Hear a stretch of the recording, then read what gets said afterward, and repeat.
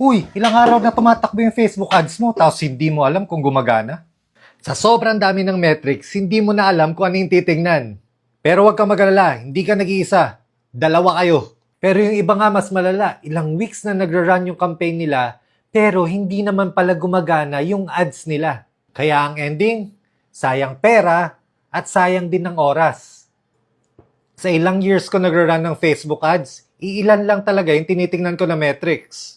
Kasya siya sa 10 mga daliri. Hindi pa nga aabot ng 10 eh. Kaya make sure to save this video and i-share mo na rin para marami tayong matulungan.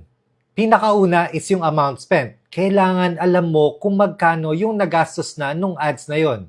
Pag wala siyang spend, hindi yun enough data para makapag-decide ka kung gumagana siya or hindi. Not unless CBO campaign yung gamit mo. Pangalawa is yung CPA or yung cost per acquisition. It's either cost per message siya kung engagement campaign yung nirarun mo, optimizing for messages, or cost per purchase kung nag-optimize ka naman for purchases. Pangatlo, yung ROAS or yung tinatawag na return on ad spend.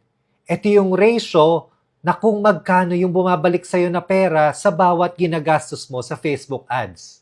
CTR, ito yung nagpapakita kung gaano karami in terms of percentage yung nagkiklik ng ads mo. Then yung